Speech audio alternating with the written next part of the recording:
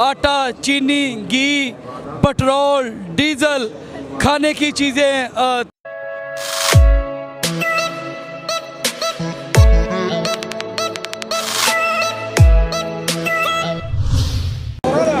अस्सलाम वालेकुम। वालेकुम अस्सलाम जी। कैसे हैं सर? ठीक ठाक, शुक्र। क्या नाम है आपका? अमजद पहलवान। अमजद पहलवान, आप कहाँ से आए? जी मैं इस्लामाबाद से। इस्लामाबाद से ही। और आप भाई?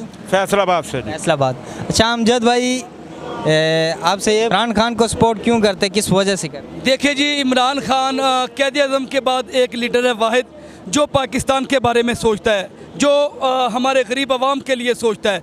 ये तो नवाज शरीफ, शहबाज शरीफ, मरियम नवाज, बिलावल, जरदारी, मौलाना साहब, किसी ने भी आज तक पाकिस्तान के लिए नहीं सोचा।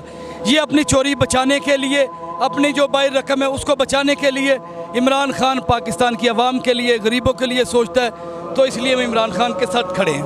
भाई हमें ये बताएं, ये रोटी और लालटेन और ये इसका क्या सीन है?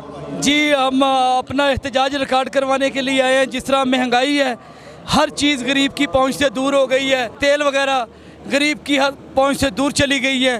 तो ये एहतजाज रिकॉर्ड करवाने के लिए खुदारा इस हुकूमत को अपने घर भेजें और इमरान खान को वापस बुलाएं। Very good. इम्पोर्टेड हुकूमत के लिए कोई पैगाम देना चाहते हैं?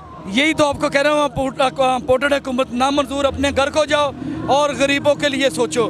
जो गरीब पिस गए हैं, गरीब मर गए हैं। अगर आप पाकिस्तान से वफा करते हो, पाकिस्तान का सोचते तो खुदा के लिए हुकूमत को छोड़ के चले जाओ। बिल्कुल ऐसे ही। अस्सलाम वालेकुम सर। वालेकुम सलाम जी। सर आप कोई पैगाम देना चाहते हैं? इम्पोर्टेड NRO ले लिया इन्होंने, अब खुदा के लिए घर जाएं, छोड़ दे पाकिस्तान को।